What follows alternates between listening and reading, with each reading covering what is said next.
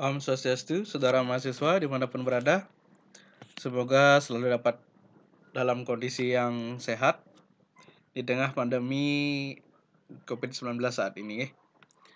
Nah, terlebih dahulu yang secara pribadi mengucapkan selamat Hari Galungan dan Kuningan. Semoga Ide Sang Hyang Widi Wasa selalu memberikan kita keselamatan di tengah pandemi COVID-19 saat ini.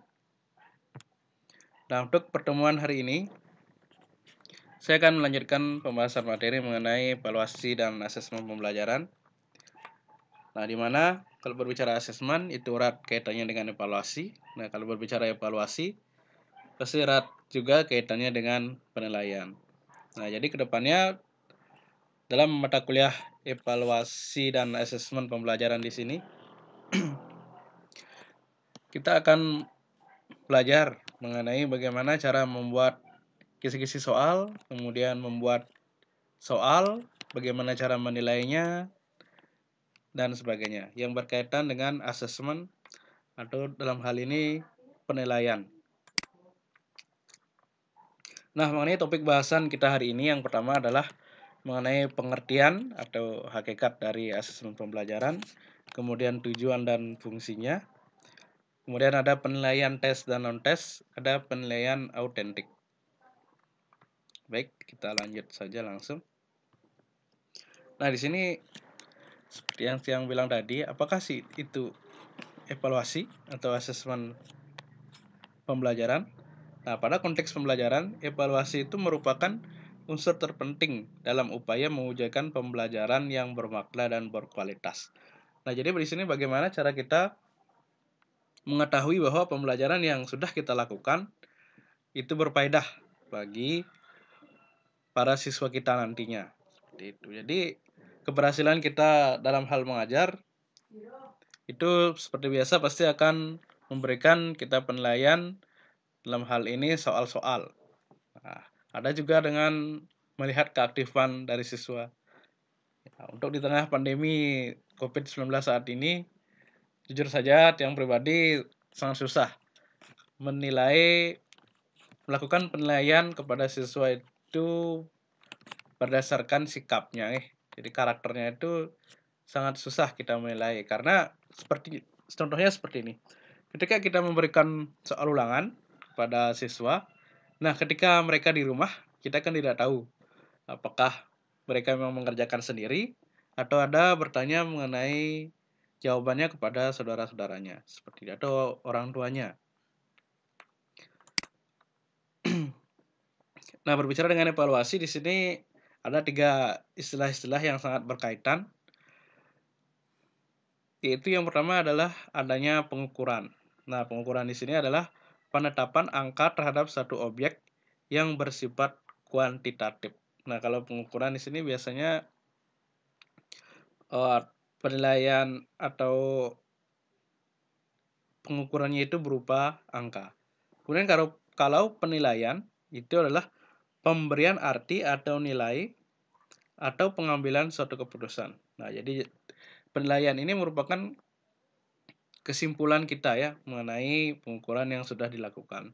Misalnya kalau siswa kita dapat menilai dari segi pengukurannya dapat nilai 80 gitu misalnya. Kemudian KKM kita 75. Berarti penilaian kita tentang siswa tersebut adalah berhasil dan tuntas dalam kompetensi dasarnya.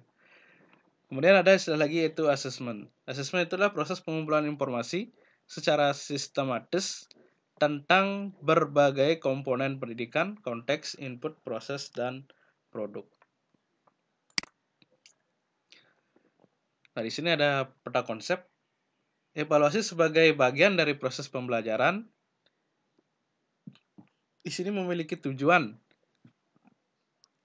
dalam bidang pendidikan. Yang pertama, menghimpun berbagai keterangan yang akan dijadikan sebagai bukti perkembangan yang dialami oleh para siswa setelah mereka mengikuti proses pembelajaran dalam jangka waktu tertentu. Kemudian mengukur dan menilai efektivitas pengelolaan serta implementasi berbagai metode pembelajaran yang telah diterapkan atau dilaksanakan oleh pendidik serta kegiatan belajar yang dilaksanakan oleh siswa.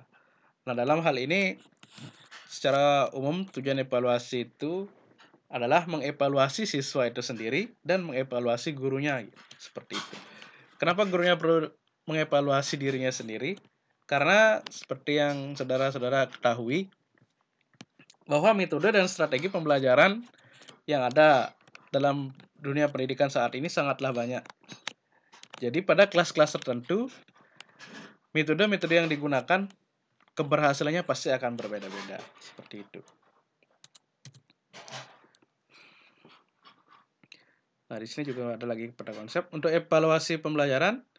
Biasanya itu ada yang namanya tes formatif dan tes summatif. Nah, kalau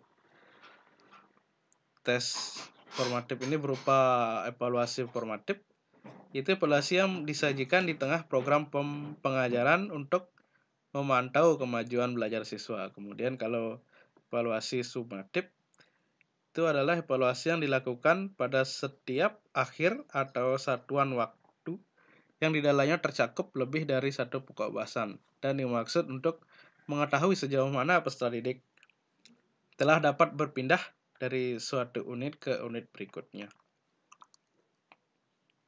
Nah, seperti yang memberitahukan di awal bahwa kalau berbicara tentang asesmen, itu erat kaitannya dengan evaluasi pembelajaran. Nah, di sana pasti akan ada tes-tes. Nah, di sini kita akan berlatih untuk membuat tes-tes yang akan kita gunakan nanti.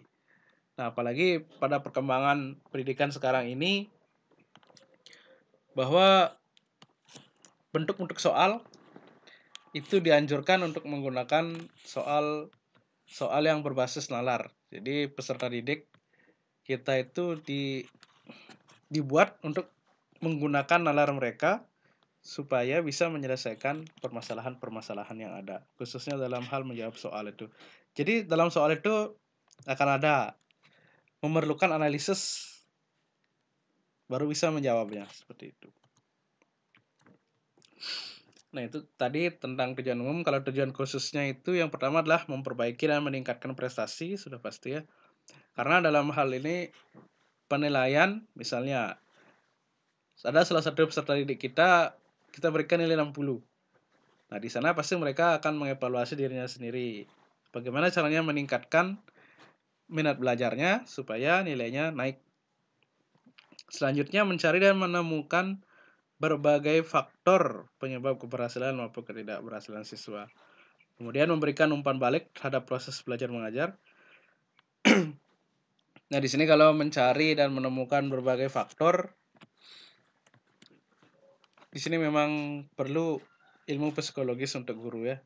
Bagaimana caranya, apa yang menyebabkan keberhasilan siswa ini kurang? Mungkin kalau zaman sekarang ini kuotanya mungkin ada kendala sehingga tidak bisa mengikuti pembelajaran dengan baik, seperti itu. Kemudian memberikan umpan balik. Nah, biasanya di sini untuk merespon umpan balik, metode tanya jawab sangat bagus ya. Karena ketika kita bertanya, siswanya menjawab. Kalau tidak ada yang menjawab, kita yang harus bertanya, seperti itu. Jadi supaya ada umpan baliknya. Menentukan angka kemajuan masing-masing siswa yang antara lain dipakai sebagai pemberian raport. Sudah pasti ya. Kalau tujuan khusus evaluasi adalah pemberian nilai. Kemudian nilai ini akan dijadikan untuk kenaikan tingkat atau lulus atau tidaknya. Menempatkan siswa dalam situasi belajar mengajar yang tepat, misalnya dalam penentuan program. Di sini ada fungsi evaluasi dalam dunia pendidikan. Yang pertama, itu ada fungsi psikologis, di bagaimana hubungan guru dan siswa secara edukatif.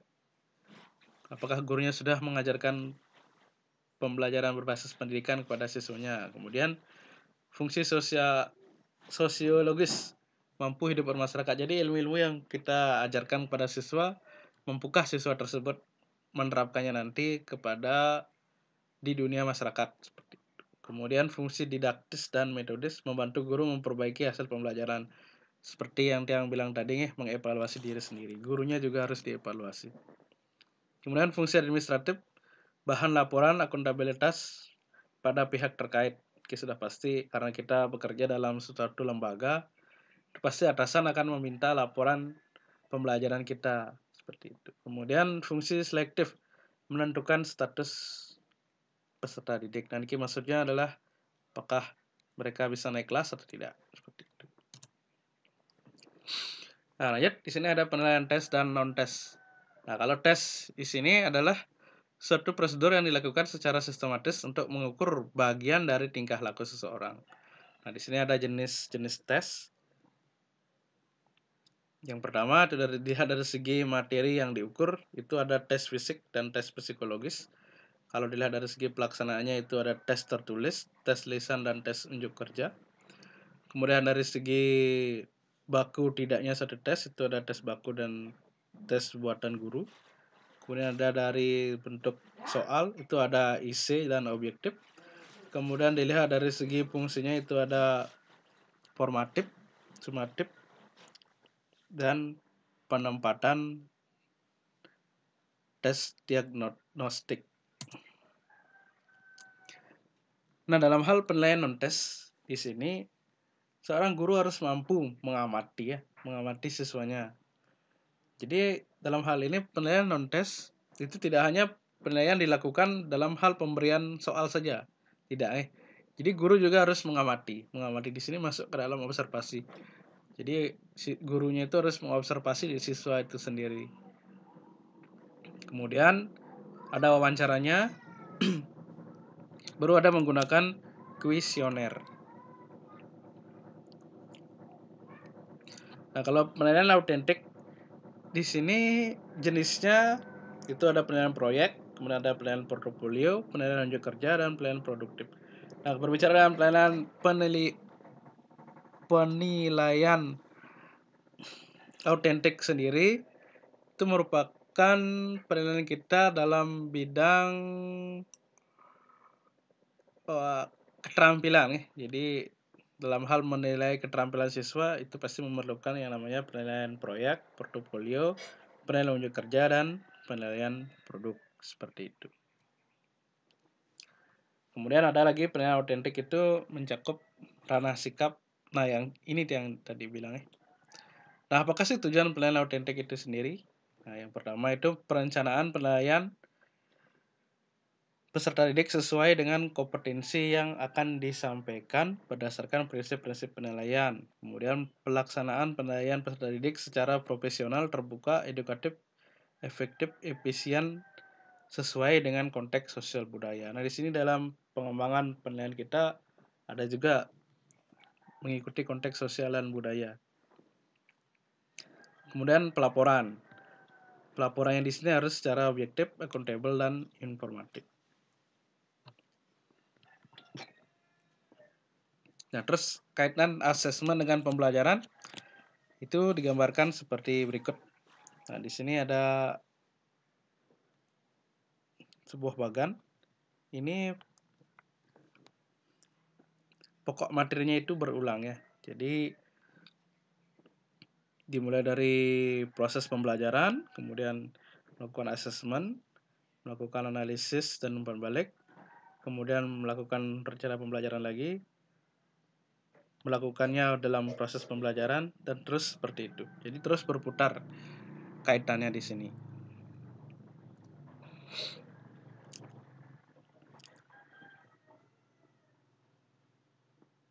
Nah, berkaitan dengan asesmen, itu hasilnya adalah dapat berwujud hasil tugas mandiri, portofolio, hasil tes tertulis. Kemudian hasil penilaian ditindaklanjuti dengan pengayaan, penugasan, dan remedial.